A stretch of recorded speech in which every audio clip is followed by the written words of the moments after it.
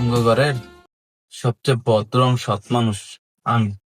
কখনো মিথ্যা কথা বলি না। এ নিজে লাগেছেন সৎ মানুষ, আঙ্গর আয়ো সৎ, কোন সময় মিছা কথা কই না।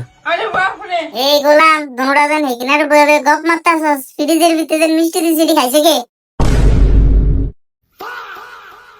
ওমা, তার দিয়ে সারি কিলো আমি মিষ্টি খাই না। আয়ো খাই না। আমার মনে হয় তুই খাইছ। আমি খাই না, তুই খাইছস। ওই, আমি কালি কি তোর জিগাইতাম? ফ্রিজে মনে হয় জিন ভূত আছে, হেডি নি খাইছে না আর কোন কীর্তন।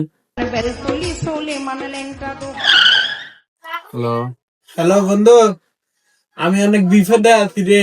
আমার 500 হালত দাম লাগবো। মানুষকে হেল্প করাই তো আমাদের কাজ। আচ্ছা, এটা ফোন ক যে আমি বাথরুমে আছি। হ্যালো, ভাই কইছে ভাই বাথরুম আছে, আর না হরে কল দিতেন।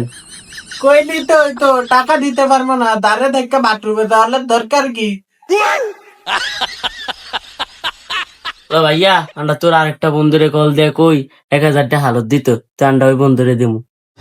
না থাক, দরকার না। আর বন্ধু বান্ধব তুমি 1000 টাকা নন দিয়ে আমি আরেকজনের কল দিমু, চাই হাতে 2000 টাকা আইনি। বাবু রে বাবু, আইসালাম 1000, এইতে দয়া দেয় আছে 2000। ভাই আঙ্গ মনে হয় এরম ভন্ডামি করা উচিত হয় না। আরে ঠিকই কইছ। চাস না জানার এনে মিষ্টি দিয়ে খায়া পুরা ডিব্বা ডুব্বা খালি করে দিয়ে দিছে। আই না, বিলাই খাইছে। হ, মনে হয় বিলেই খাইছে। দেন না, একটা 60টা ফুটটা খাইছে।